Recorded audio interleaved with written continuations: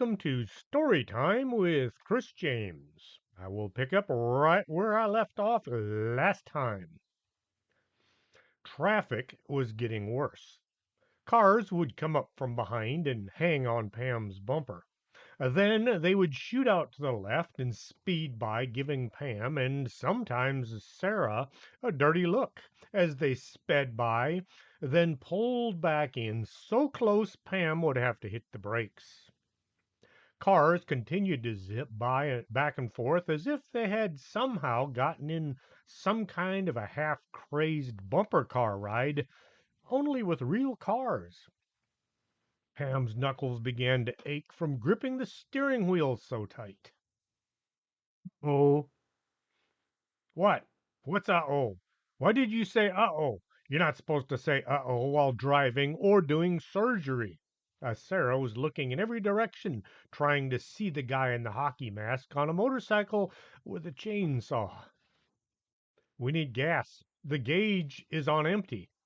Pam hadn't looked down at the gauge in a while, trying to watch all the insane drivers. There's a sign of a double cross. She pointed to a gas station just ahead. You can get gas, and I can use the office. Office? What do you need the office? Then Pam remembered the latest term for the bathroom.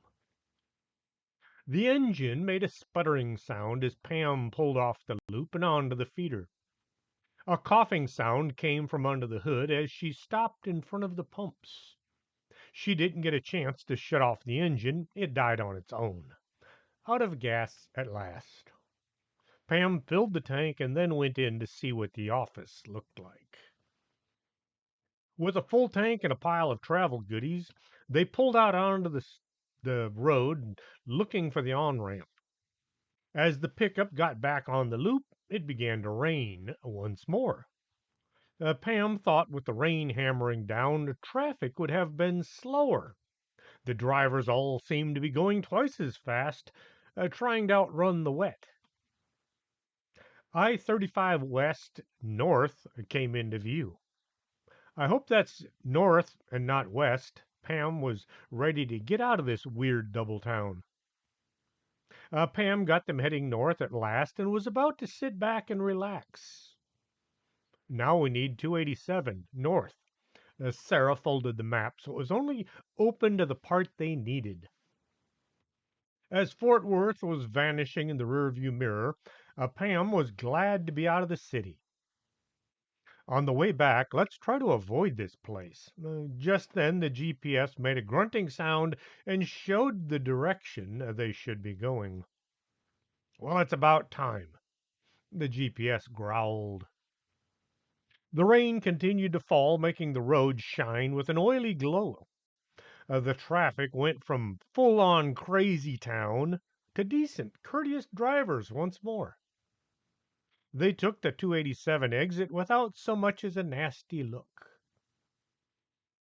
As they were about halfway between Wichita Falls and Amarillo, the rain turned to snow. Oh, goody, snow.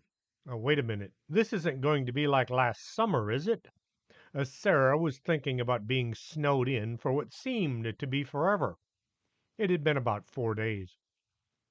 If you don't know what's going on, go back and read The Bag, Here We Go Again. Pam was glad her truck had good tires. Then she got to wondering. When she'd taken this pickup as a trade for her car when it was accidentally salvaged at her aunt's house, the truck had bald tires. She hadn't replaced them. Who had? Must be one of those things. She tried not to think about it. If you're still curious, go back and read The Bag Goes Squatching. The farther north they went, the harder the snow was coming down. Not a blizzard, but still something to keep an eye on. Where are we going to stay tonight? Sara pulled her tablet out and brought up Dalhart hotels. It says there's a bunch of them. She held the screen so Pam could look, but she didn't. Pam, that is, didn't look. She was watching the road in the snow. The convent isn't actually in town, it's on the edge, south of a state park. Pam looked at the GPS, not really trusting it to behave. I want to stop by the convent and see if they'll even talk to us first. You mean they might not want to answer any of our questions? They might not even speak at all. Mrs. Hacky-Sack said they're a really strict sect. You mean like they beat themselves with chains and wear wool underwear? Sarah had a vivid imagination. No, but maybe they took an oath of silence or something. This is going to be a weird adventure. As Sarah took some photos of the snow. The GPS made some weird grunts and groans. We turn here onto County Road F. Then the convent is down near the river. Pam slowed down to make the left onto the gravel road. She pulled her phone out. I'm losing my signal. Let's stop and make contact before my mom calls the local authorities thinking we died. They both called home to let their respective mothers know they had arrived at their destination. Sarah had a quick yes no conversation and hung up. Pam wasn't so lucky. Paula wanted to know where they were and how the trip had been, as well as what they'd had to eat and what they were planning on eating. Paula then went down a list of all the things Pam and Sarah should avoid and all the things they should call the police on should such things come up. Pam answered every question as best as she could, without lying or stretching the truth too much. The gravel turned to dirt, which was turning to mud as the snow melted. Pam slipped the gearbox into four-wheel drive just in case things got interesting. Interesting while driving isn't much fun if you're somewhere you're not sure of. She could see the convent ahead. There were no trees to speak of, only small bushes and scrub. The road wound around to avoid going in a straight line. The closer they got, the less inviting the place looked. The building was a flat one-story structure. There didn't seem to be any windows and no sign going down it looked dark. The sun going down it looked dark. As the two drove up to what should be the front of the convent, they could see the place had, indeed, no windows. It was made of blackish colored bricks with little adornment. There was a door that looked as if it belonged on an old castle. Pam stopped near the entry and put her truck in park. She left the engine running just in case. "What do you think?" she asked her minion. "It looks spooky and haunted, and we should go before we can't." Sarah held up her camera to take a picture, but didn't. "What if they're not home?" We'll find out real quick." Pam turned off the engine and got out. The snow was starting to stick. The area around the door was all white. Pam walked through the white fluffy stuff and looked for a bell to ring. No bell. Pam tried knocking. Then she tried kicking the door. When that didn't make a sound, she tried thumping the door with a branch she picked up from the ground. After a few too many minutes, the sound of locks being unlocked came from the other side of the door, followed by the door opening just a crack. An eye was just visible in the gloom. "Howdy. I'm looking for the Sisters of Conflict. I was told they were here." Pam hoped this wasn't going to be a bad ending. A hand slipped through the opening, and one finger was extended. Pam was glad to see it was the index finger. Then the door slammed shut. Then the sound of the locks being relocked could be heard through the wooden door. Pam and Sarah stood there and watched as snow accumulated around them. "Well, you want to make a snowman?" Sarah rubbed her shoulders to try to keep warm. "Maybe we should wait in the truck." Pam looked at her watch. "It's already 5:45. We can still find a room in town." The sound of the locks came to them. The door swung open. Or I guess we could go inside. Pam looked into the darkness beyond. The two slipped inside, and the door was slammed shut behind them. Locks were relocked, but with a lot more noise on this side of the door. A nun stood to one side, holding an oil lamp. She was dressed in all black. Without a word, she turned and began to walk away. I guess you want us to follow you. Pam didn't want to assume anything. The nun just looked at them over one shoulder but kept walking. Pam and Sarah followed, wishing there was some kind of light. They would have to hurry to catch up to the nun and then fall behind as they tried to not stumble over anything. They could just make out chairs and little tables stationed along the walls. At the end of the hall was a door. The nun slapped at the door and then slammed her fist down on the wood. Correction. The nun stopped at the door and then slammed her fist down on the wood. She hit it 3 times and then turned the knob, opening the door. Pam stepped in and had to drag Sarah along. Once inside, the room looked like an office, only without any bling. There was a desk with 2 chairs set in front. There was a bookshelf covered one wall that was filled with ancient tomes. A painting hung on the wall behind the desk. It showed a woman dressed in what looked like armor with a nun's hood. A huge sword was clutched in her hands.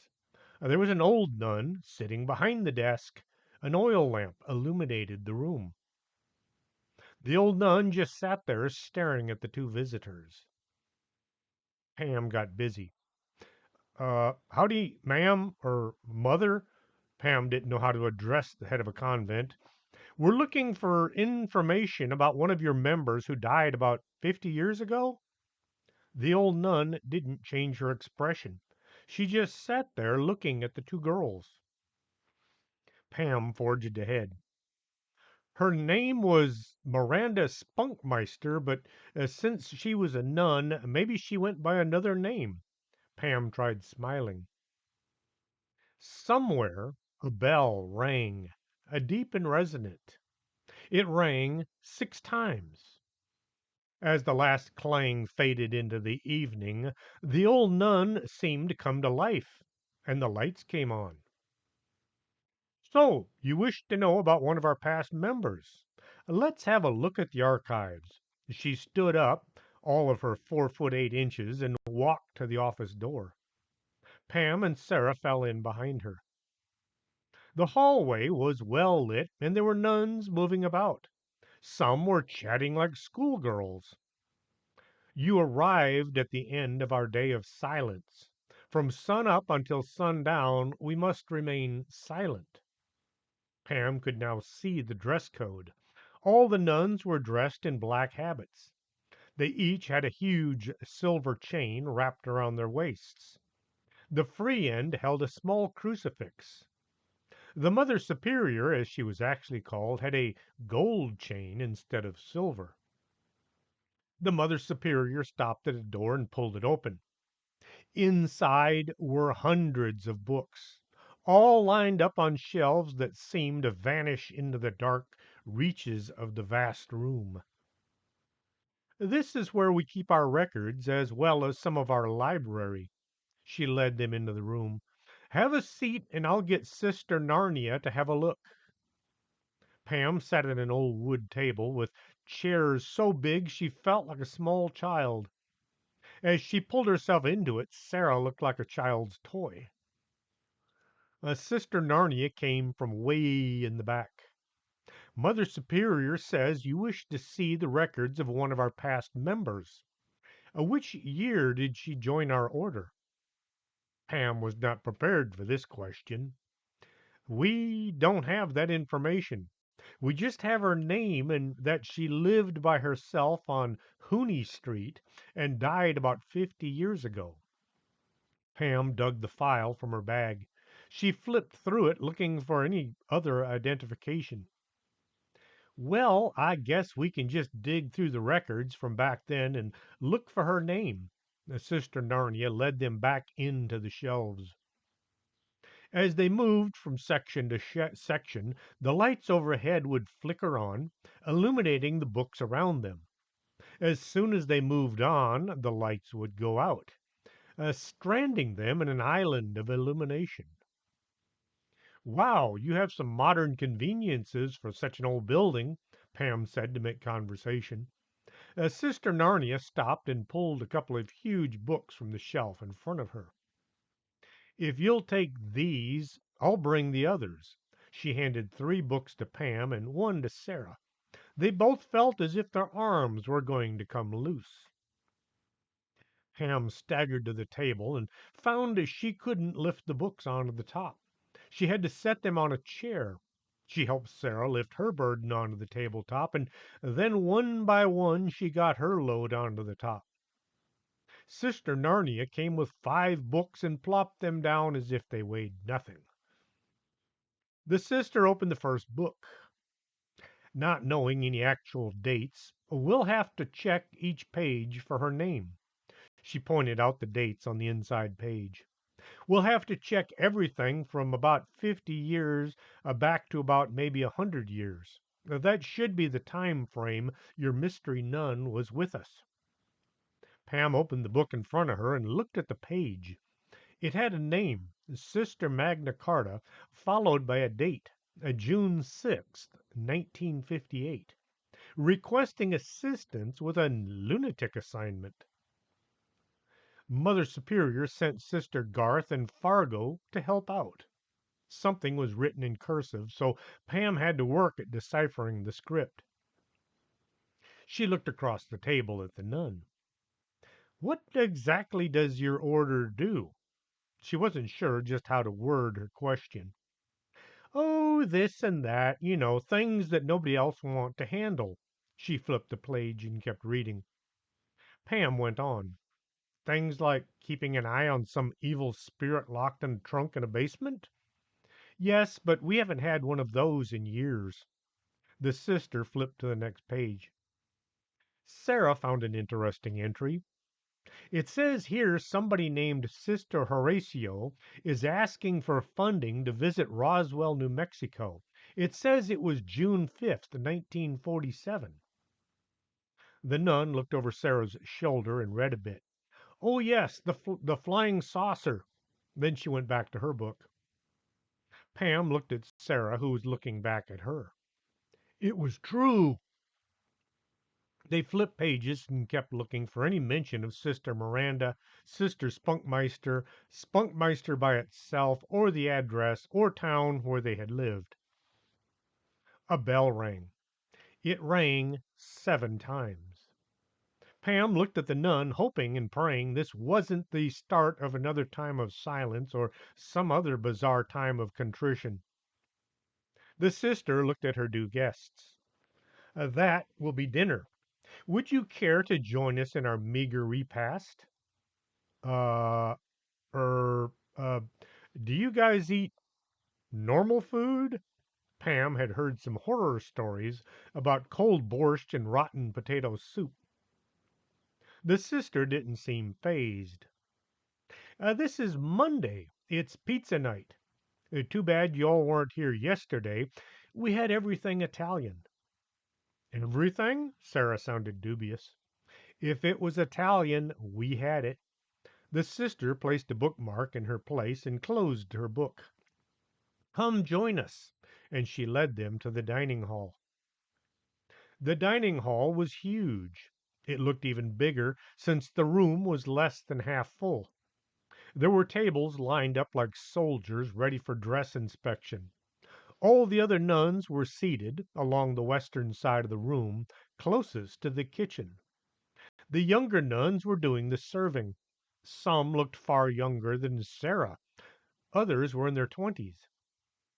There was singing and joking. It looked more like a party at the frat house than a religious order. There were giant jugs filled with iced tea and something that looked like soda. In one corner sat a Christmas tree. The pile of gifts under it dwarfed the tree. Pam stepped over the bench seat and looked around. You guys eat like this all the time? Oh no, during the days of silence, we only eat borscht. Sarah felt left out. When is the day of silence? All day, of course, from 6 a.m. to 6 p.m. Once the Mother Superior had said the prayer, it was time to enjoy. The pizzas were filled with just about anything you could put on a crust. Pam spotted a peanut butter and jelly pizza right next to a squid and rhubarb pizza.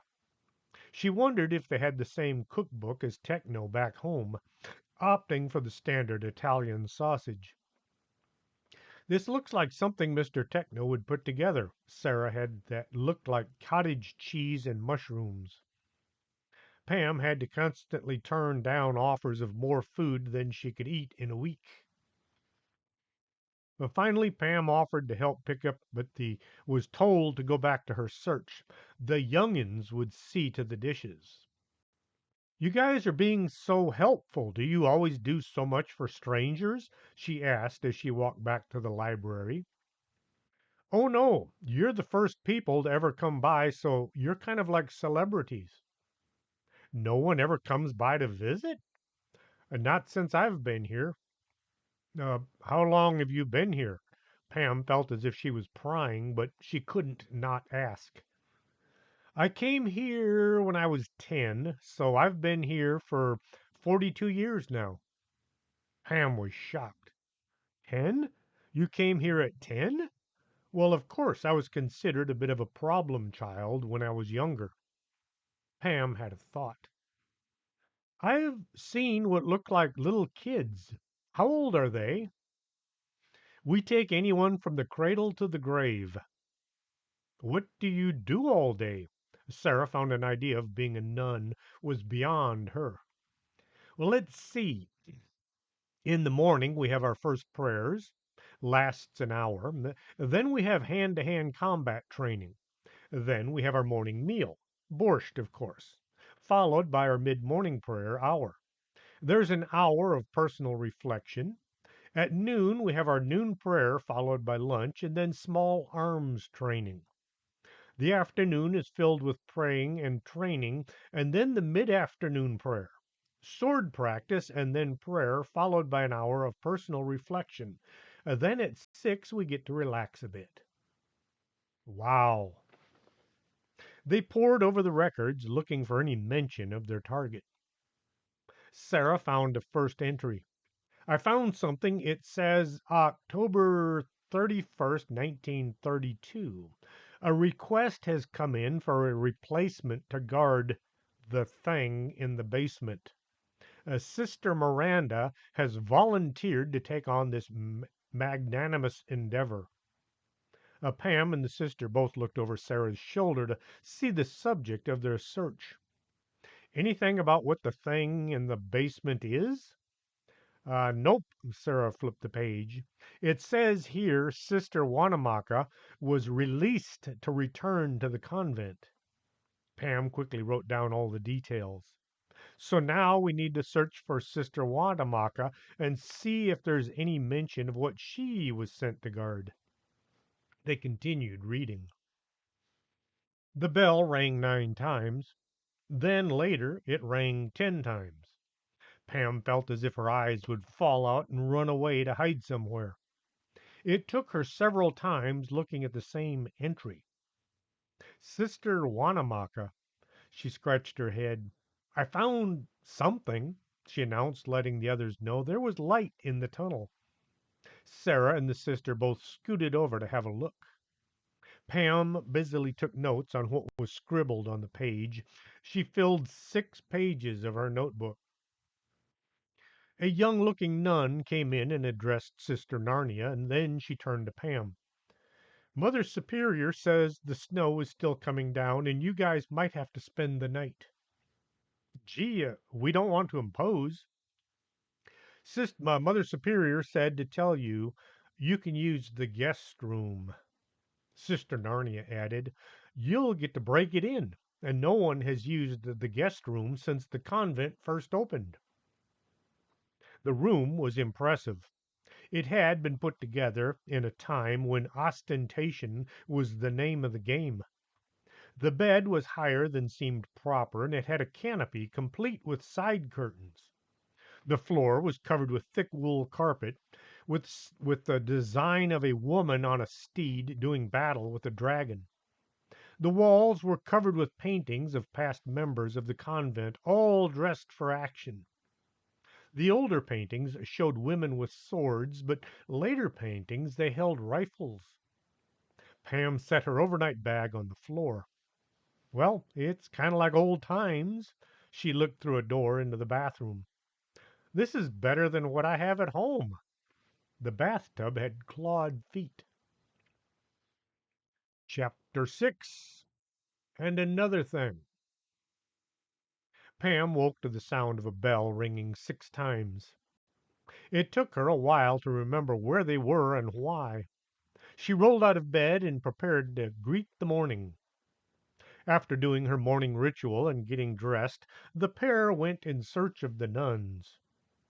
Not knowing where to begin, they headed out the door and just followed the hall. A troop of nuns went marching by, so Pam and Sara fell in behind them. They soon found themselves in a huge room. The room was just one giant open space. The hardwood floor was scarred with dents and scrapes. Pam and Sara stood and watched as the nuns formed 2 rows facing each other. An older nun took her place at the end and looked down the 2 rows of black-clad women. She clapped her hands 1 time, and the room exploded with violence. Women were kicking and pounding each other with fists and feet. Bodies hit the floor only to roll to the side and spring back into action. Young and old all seemed intent on putting each other in the hospital or maybe the grave. The black habits twirled in an artistic kind of movement. Sara whispered, "It looks like one of those kung fu movies." Pam found it did in an unorganized kind of way. One particularly active nun leapt into the air and planted a kick to another's head. The nun went down like a sack of mud. Nobody paid any attention to their fallen comrade. The kicking and punching continued. The elder nun clapped her hands twice. The room went completely still. Everyone was back in their place, lined up for inspection. Pam noticed there were a few lying on the floor unconscious. "They take their job seriously," Sara mumbled. The fallen were looked after by dragging them away down the hall. The survivors all marched out to the dining hall, where they took their seats in silence. They began consuming bowls of some noxious looking substance. A young girl, dressed as if going trick or treating, dressed like a nun, came and took Pam and Sara each by the hand and led them to a table. A young kid brought each of them a big old steaming bowl of borscht. Sara stirred hers as if hoping something good was hidden under the beasts. "There's nothing here but beets," she scowled at the bowl. "Well, that's what borscht is made of," Pam whispered, as if not to break the silence. They each ate just enough to show their appreciation for the food without going so far as to consume the dish. "We'll stop somewhere and get some real food once we leave." Pam hoped it would be soon.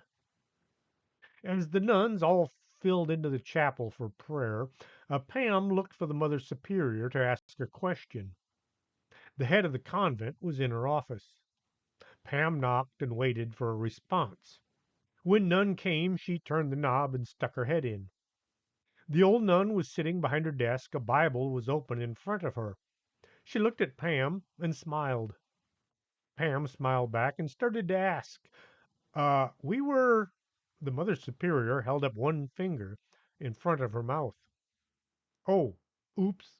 Pam put her hand over her mouth to stop any more words escaping. Not knowing how to proceed, Pam walked to the desk and looked around. Then an idea came to her.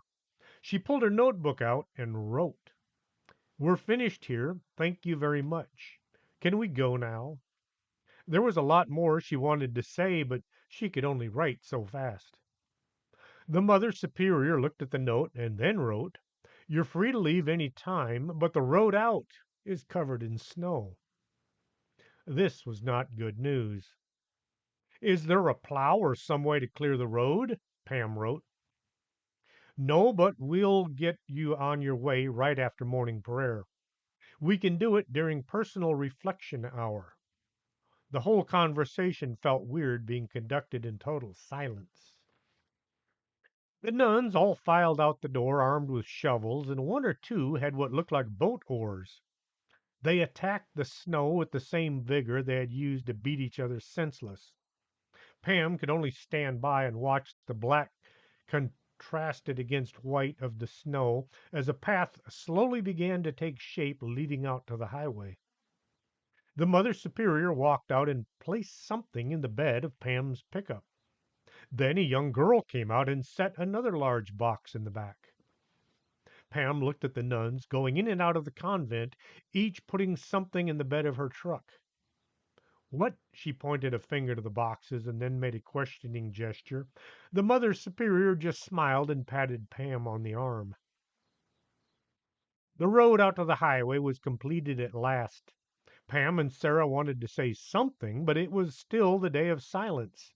So Pam had to settle for a quick hug, followed by another hug from Sister Narnia. Then an old nun in charge of the hand-to-hand combat gave Pam a big back-breaking squeeze. Each and every member of the convent had to give the two girls a goodbye embrace. A few of the nuns had black eyes, and one had her arm in a sling. It took a while to get through all the hugs and kisses, and then the Mother Superior was there again. She handed Pam a manila envelope, and then it was time to go. Pam pulled away. Sara was hanging out the passenger window, waving until the convent was lost to view. "That was weird," she said, as they pulled out onto the highway. Sara looked at the envelope. "So, what do you think it is?" "I don't know. Open it. Have a look." Sara pulled several sheets of paper from the inside. "It says, 'Thank you for the visit. Here is a list of things you'll need in order to get the shadow monster back into its box. If you survive, come back by and visit us again.'" Sara looked at Pam. "If we survive?" She continued reading. "If you need anything, just write. The mail gets delivered once a week, so it might take us some time to respond." Well, at least now we know what we're dealing with. To deal with it in a final manner might be another thing. Pam was glad the country had plowed the highway. Pam drove them to Dalhart to pick up whatever it was they were there to get. It didn't take long to find the postal contract station. She had to show two forms of ID. Pam pulled her driver's license out and then just looked into her wallet. She hesitated and then pulled her library card. "Will this do? It has my photo." The clerk went to the back room, and he returned carrying a huge cardboard box that looked as if it had been through a battle or two. Seeing as it was neither waterproof or well secured, Pam set it on the back seat. Once they arrived in Amarillo, they looked for some place to get some real food for breakfast, even though it was now noontime. Anything was preferable over beets. "So, what do you think? Avoid Fort Worth and Dallas, but have to drive 150 miles out of our way? Or tough it out and see how it goes?" Pam didn't want to drive through the Twin Cities, but she wanted to get home before nightfall. "If you get on the loop and just stay in the center lane, we should be okay." Sara looked at the map, wishing it showed more detail. "Well, let's try it. Maybe this time things will be different." Pam paid their bill and they headed out. Before getting back on the road, they each called home to let their respective mothers know that they should be home around 6 o'clock. It took no time at all for their sitting downing parts to become annoyed by their trip. Sara managed to twist around in her seat and was looking out the back window as if there was something of interest out there. What do you think is in all those boxes? She had tried to peek into one at the restaurant, but the boxes were all wood and they were sealed with some kind of waterproofing. The Mother Superior said it was stuff we might need to take care of that evil shadow thing. Pam looked in her rear view mirror at the load of boxes. I guess once we get home, we can open them and see. The road went on and on. There were sights to see and things to discuss, making the drive less strenuous. There's only so many things you can talk about. As they passed through Decatur, traffic began to back up. Pam hoped it wasn't going to be a construction problem. Soon cars were turning around and heading back into town. Pam inched ahead until she spotted a DPS trooper standing beside his Tahoe. She rolled down her window. Excuse me, sir. Oops, ma'am. What's going on? The trooper looked at Pam and then Sarah, who was still sitting facing backwards. Sarah was wearing her seat belt, even if it was across her backside. There's been an accident and the road is closed for an unknown time period. She looked at Pam as if she might know her. Is your name Bogus? She leaned in a bit closer. Pam had no idea how everyone in law enforcement suddenly seemed to know who she was and what she did for a living. Yes? Do you need to see my. Oh, no, it's okay. We met back in September at the DPS office. You came in to pick up some reports, and I was filling in at the desk. She offered her hand, and Pam shook it. Pam figured since they were old friends, well, not really, but she'd get some more information. So, can you tell me what happened? She indicated the road ahead. A truck flipped over, spilling 5,000 gallons of milk on the highway. The trooper looked relaxed. Well, that's not exactly dangerous. Pam hoped to be heading home soon. No, but the cats that came running have the whole area packed. The fire department had to scatter catnip around so they could get to the driver. Pam tried to picture the scene in her head. How long do you think it'll be closed? At the very least, 4 hours. The cats are kind of wild, and there's one or two skunks mixed in. What can we do? Pam didn't want to sit and wait until the sun was down. You can take a detour from Decatur, take 730 south to 114. Take 114 to Rome. Uh, thanks. Have a nice day. Pam turned around and headed back into town. You might call our moms and tell them we're going to be a little late. The drive south from Decatur was nothing to get excited about, which for Pam was a good thing. From Boyd, they turned east and continued driving right into the town called Aurora. Pam looked at the sign as they drove into the tiny town. Why was the name Aurora sound so familiar? She looked at Sarah for any answers. Sarah pulled her tablet out and looked for an answer. Ah, it says here back in 1897, a spaceship crashed here and the alien was buried in the local cemetery. Sarah got excited. Can we stop and have a look? Can we? Huh? Huh? Huh? Well, I guess so.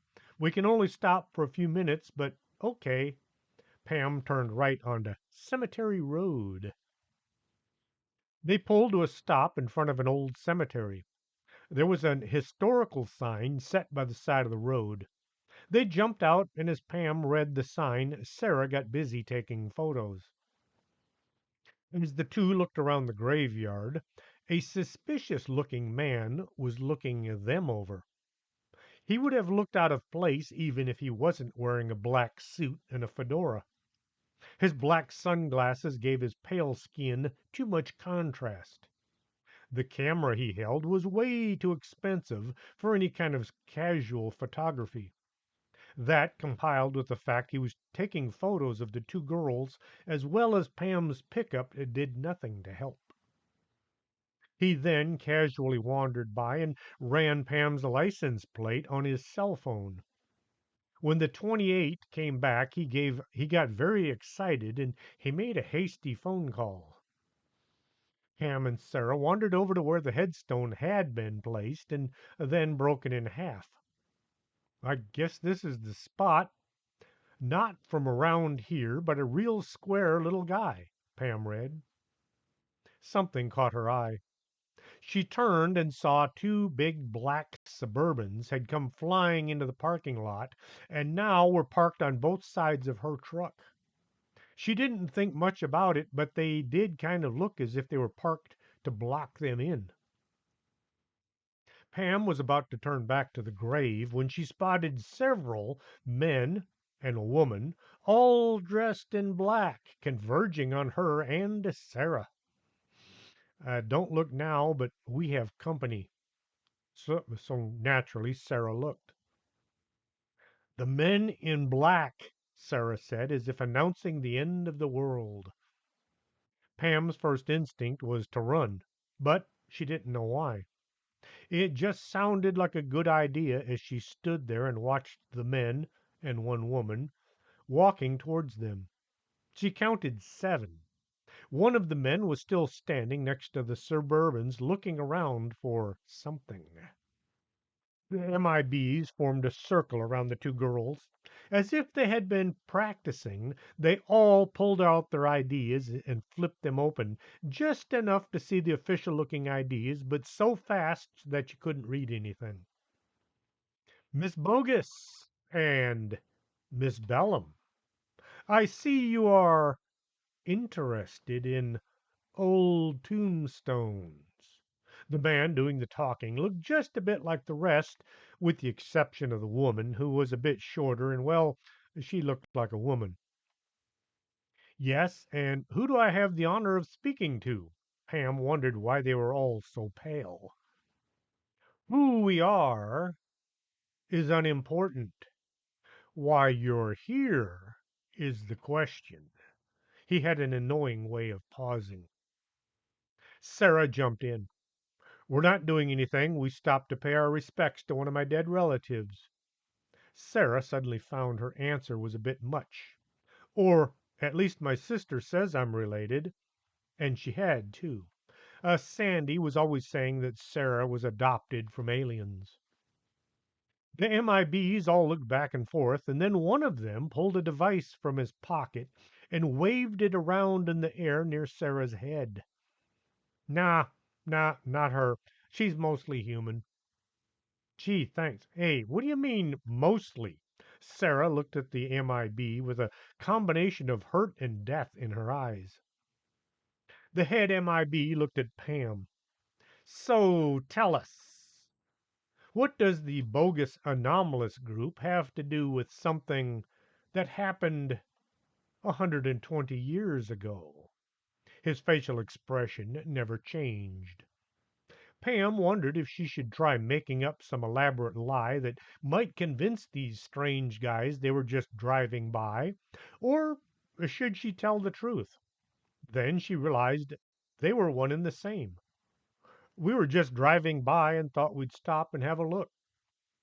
The head MIB smiled at this, but it was more like how a shark smiles as it takes a bite. You think we don't know all about you?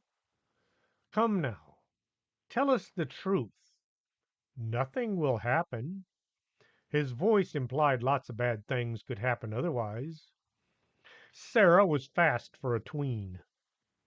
Some guy hired us to swing by and take some photographs of the alien grave marker. He said you'd all probably show up, and that was his plan.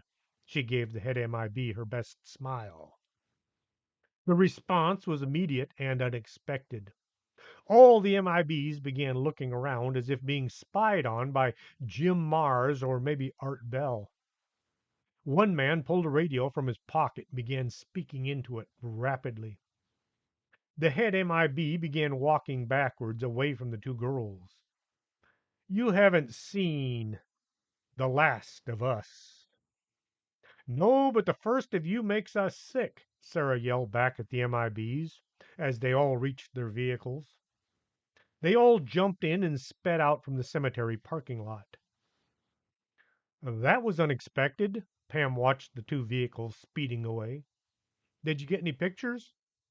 You betcha. Sarah held up her camera. I hope they turn out. We'd best get going. We're already running a bit late. Pam walked back to her pickup. As they got closer to Fort Worth, the traffic became disreputable once more. Pam was doing the speed limit and cars were passing as if she were not moving. An old lady pulled up next to them, honked, showed them one finger, and then sped away. Pam gripped the wheel and continued driving.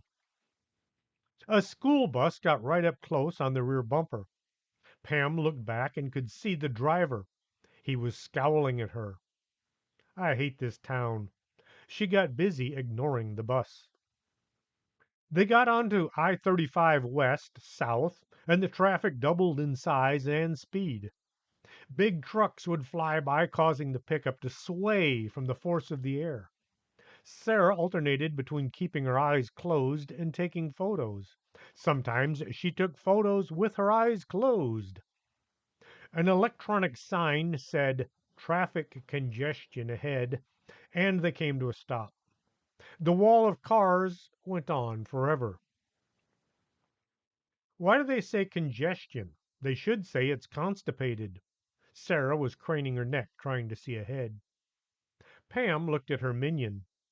Okay. How do you come up with constipated? Sarah sat back down. You want to go, but you can't. Gee, thanks. Now I have that lovely thought stuck in my head.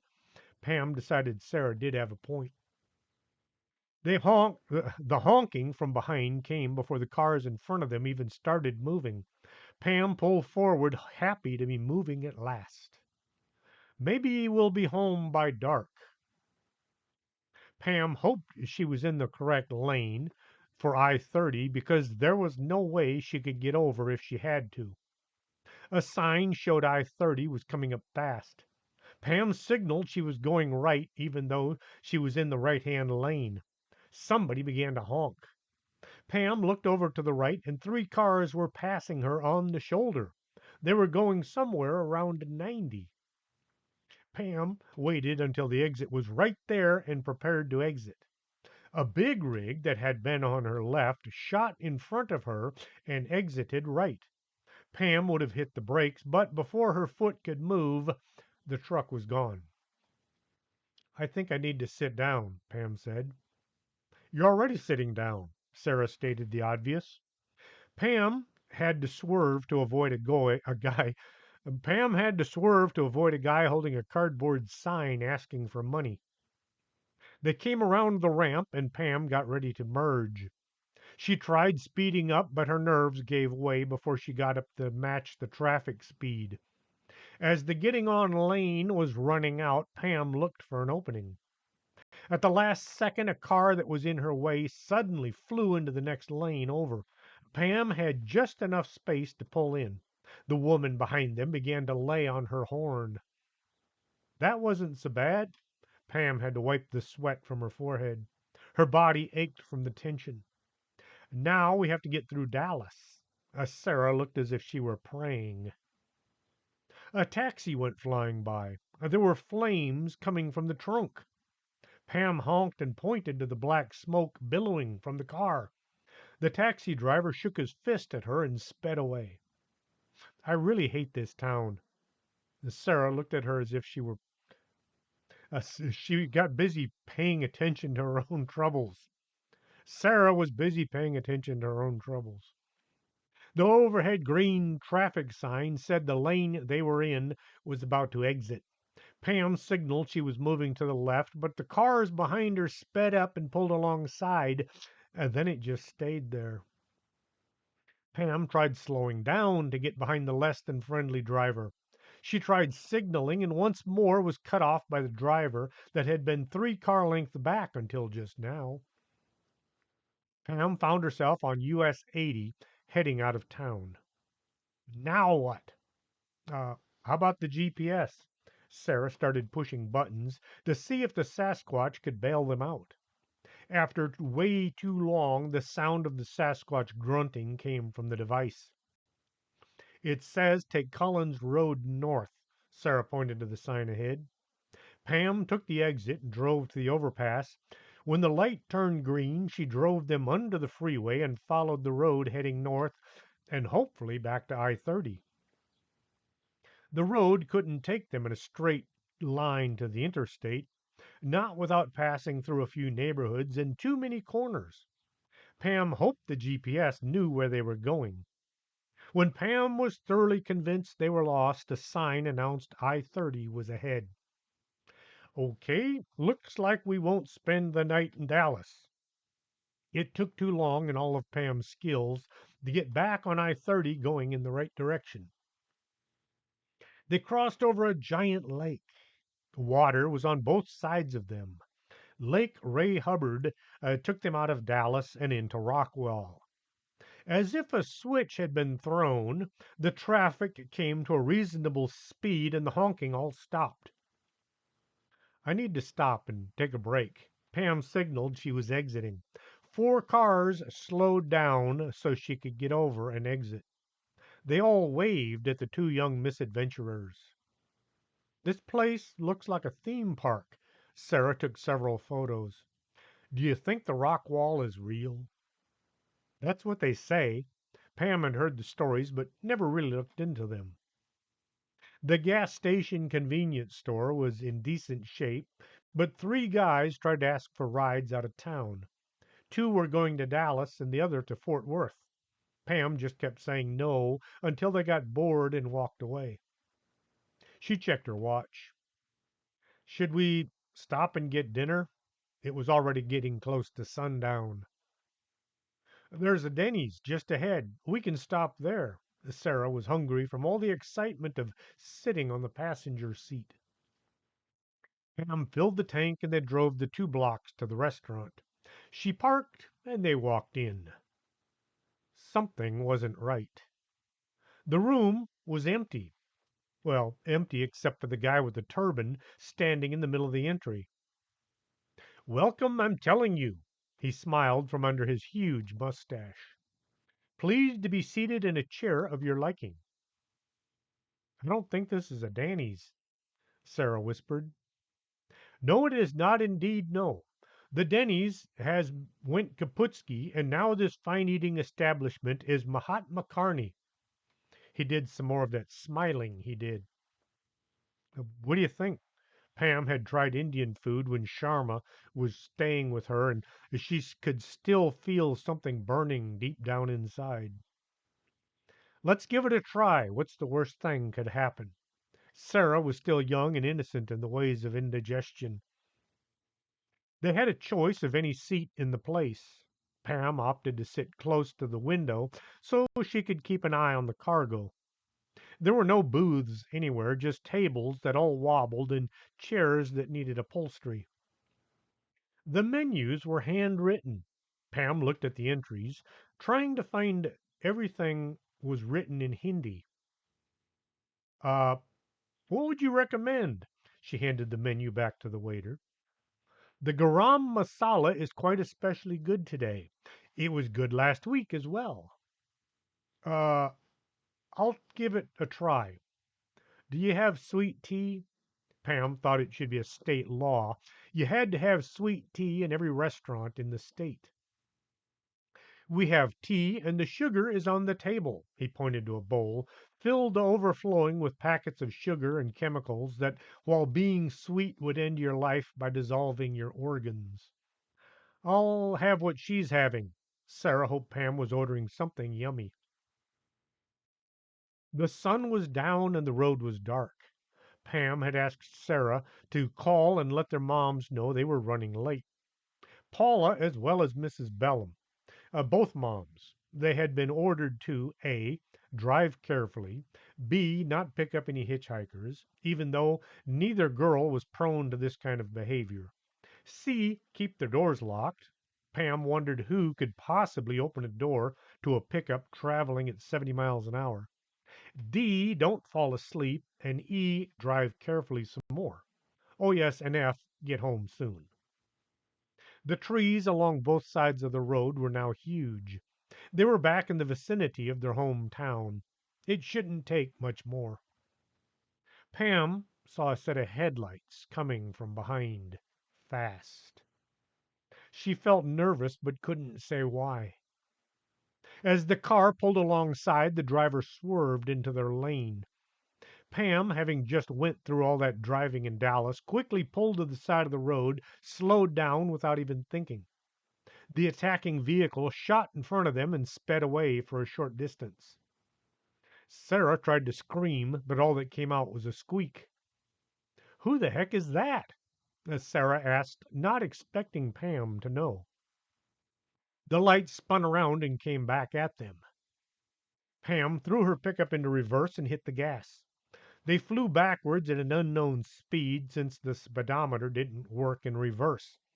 It was fast enough, though, because the headlights began to fall behind. Pam remembered it was a bad idea to drive backwards on the highway at night, fast, or at all. Each of these were bad ideas by themselves. Piled together, they were borderline insanity, the far side of the border at that. Pam slowed down enough to be able to focus on the road. This allowed the pursuing headlights to catch back up to them. Pam yanked the steering wheel hard right, causing the pickup to jerk hard to the side and spin around. She didn't know what a J turn was, but she did one with finesse and aplomb. They were now hurtling along in the eastbound lane going west, but leaving their adversary behind. Pam waited until the lights disappeared over a small rise in the highway. She killed the lights and took a sharp right into a dirt road. Working the shift lever, she put the truck into second and let off the gas. They continued down the road in the dark without any lights. Once more, not a good idea. The lights of the insane person went speeding by the entrance to the road. Pam hit the brakes and got the pickup turned around and pointed back out to the highway. She drove fast to the end, still without lights, looking for the other car. Wow. Did I ever tell you hanging out with you is way cooler but scary? Sara rolled her window down to get some air. I wonder who that was and why they tried to kill us. Pam thought for a bit. The black cloud. She pulled out onto the highway and gave it the gas. She kept an eye on the rearview mirror. Well, aside from directives A and E, you did pretty good. Sara laughed at her own joke. Pam hoped this was going to be it for the night.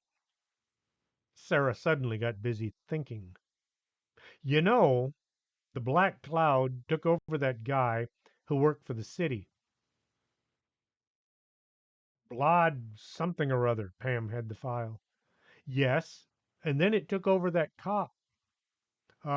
Officer Grits. Yes, that was weird. Pam wondered where her minion was going with this. You said you thought the car just now might have been the black cloud as well. Sara sounded worried, which was making Pam worry. What if it takes over someone else? Someone we normally would never suspect? Sara didn't want to say it just in case she was becoming psychic. Like maybe my mom or yours. This got Pam to worrying far more than anything ever before. Who can we trust? Pam looked over at Sara. What if she was suddenly possessed? Sara was looking at Pam as if she might be dangerous. Wait, no, it's not you. Not yet, anyway. Pam tried to force the idea from her mind.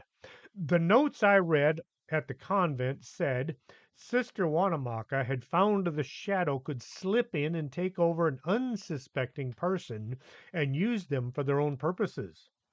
Sara looked long and hard at Pam. So what can we do? If we suspect it might try something, it can't because it only attacks unsuspecting people. This sounded ridiculous to Pam, but then she was the one who had said it. Sara breathed a sigh of relief. Whew, you had me worried there for a minute. They got home well after their scheduled arrival time. And with that, I am going to break off again. I hope you've enjoyed the fourth episode of the Christmas Horror Show. I'll try to have the next episode out shortly. Until next time, this is Chris James for Story Time. That was the wrong mouse.